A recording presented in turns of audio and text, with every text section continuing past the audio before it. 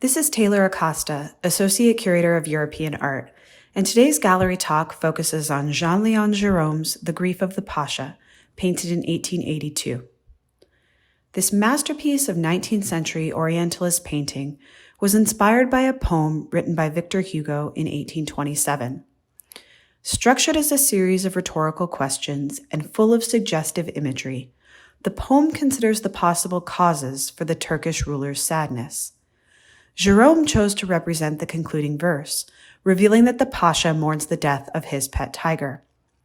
No, no, 'tis not the dismal figures who inspire his wretched soul's remorse through shadowy visions that gleam with blood.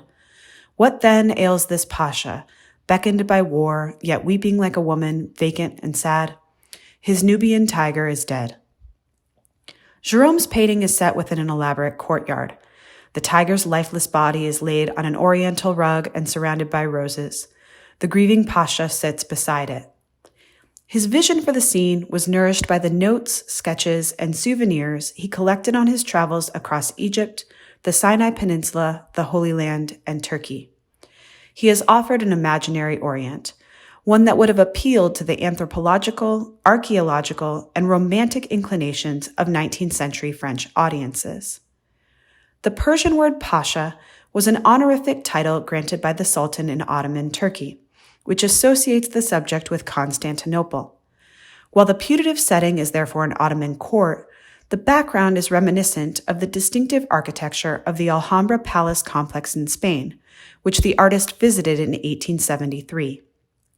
He likely derived his design, which includes irregular marble columns, carved plaster ornamentation, and Arabic inscriptions, from contemporary photographs.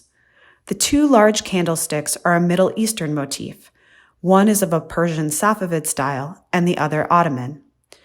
While there are no tigers native to Nubia, Gérôme illustrated the creature of Hugo's poem as a Bengal tiger from the Indian subcontinent, where it was the object of royal hunts during the Mughal dynasty.